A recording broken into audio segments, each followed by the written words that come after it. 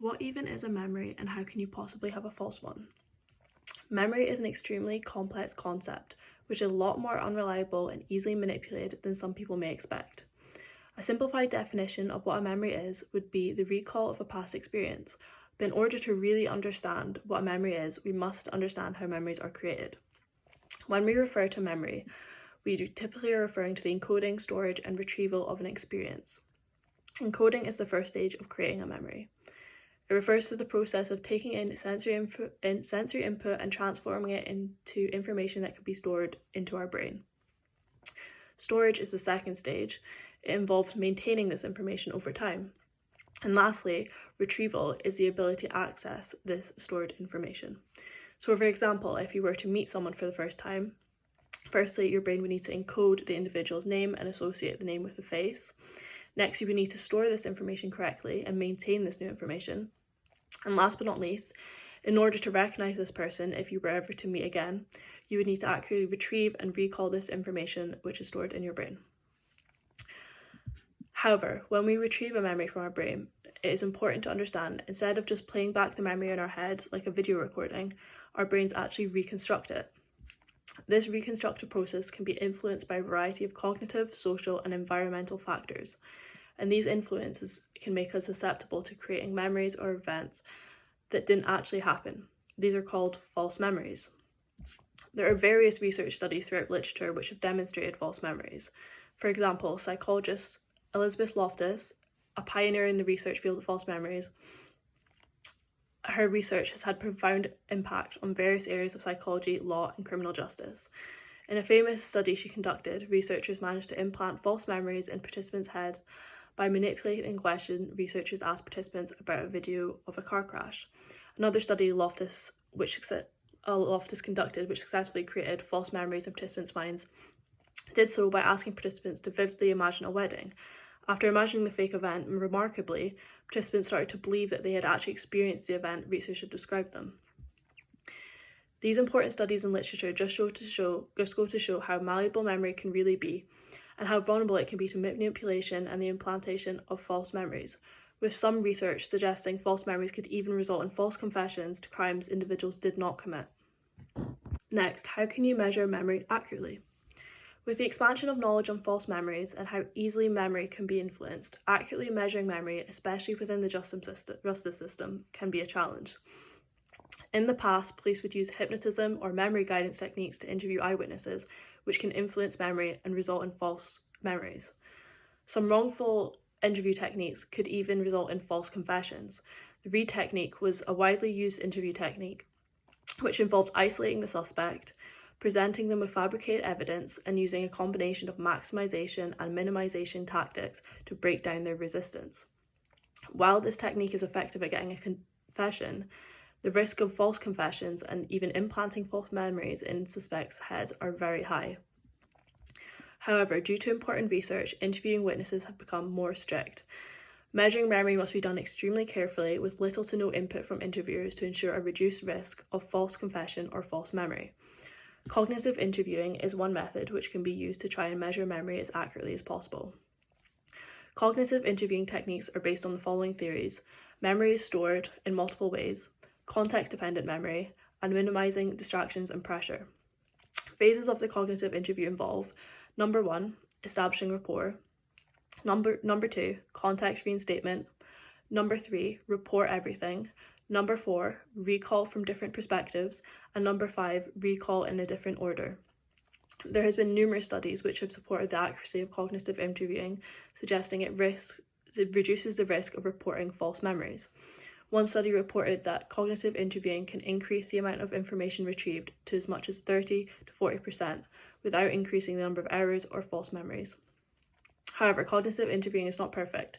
It's time-consuming for both witness and interviewer, which could lead to witness fatigue, and has also been found to benefit older witnesses more than younger. Research has also indicated the interview technique does not perform as well as it does in research studies in the real world, with real-life pressures such as increased emotional states and time. Is there any way to know what type of people are susceptible to false memories? Although everyone is susceptible to false memories, there has been research completed which has highlighted factors or traits which increase the likelihood of recalling a false memory. A study conducted by psychologist Clancy reported participants who scored high on imaginative tendencies were more likely to recall events from an alien abduction, suggesting those who possess greater imaginative traits are more susceptible to false memories. A study which looked in age and memory also found that youth are more susceptible to misleading information and creating false memories or false confessions.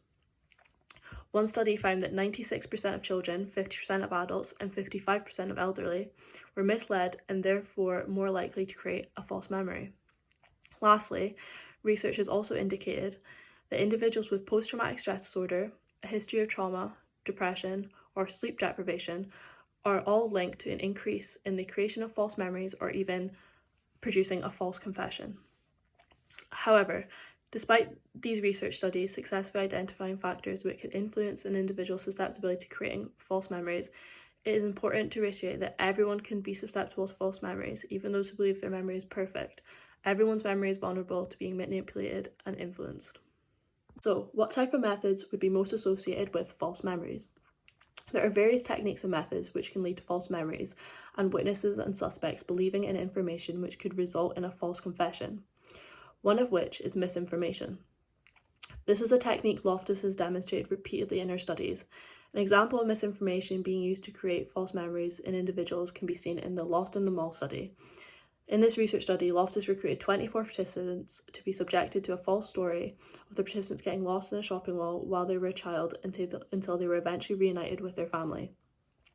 25% of participants would later then recall the false story as something that had actually happened to them, with some even adding extra detail to this totally made up story. Another technique which can result in false memories being formed is leading questions. An example of this could be an eyewitness being asked what colour of headphones a suspect was wearing, when the suspect was not wearing headphones in the first place. A question like this could possibly implant a false memory of the suspect wearing headphones into the eyewitness's mind.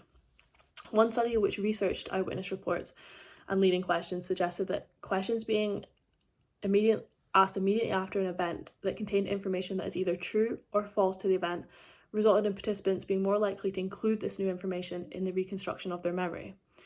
Lastly, memory conformity can also lead to false memories being formed in group settings. In an experiment where a group of participants were each shown a different video of the same event and then later encouraged to discuss it in a group, 70% of participants who were involved in the discussion went on to mistakenly recall items that they claimed were in their video of the event. Last but not least, should memory-based evidence be admissible in court if false memories can occur? This is a tricky and complicated question. Although memory-based evidence such as eyewitness testimonies have played a significant role in the justice system, it can also be inaccurate and manipulated. In the 1990s, police in Washington prosecuted 43 adults, charging them of child abuse acts. It turned out that the police had used techniques which produced false memories to prosecute them, and a number of convicts were later released from prison after law students in Washington were able to prove that the police had planted fake memories in the children's head. The Central Park Five is another famous case of misjustice. The 5 teenagers were wrongfully convicted of crimes which resulted in them serving 6 to 13 years in prison. The interviewers had used persuasive techniques such as promising if teenagers confessed that they would be sent home. This led to false confessions. However, due to the large amount of research and studies I have discussed today that highlight how easily memory can be manipulated through even a slightly misleading question by a researcher or police, interview techniques have become more robust with the adoption of cognitive interviewing.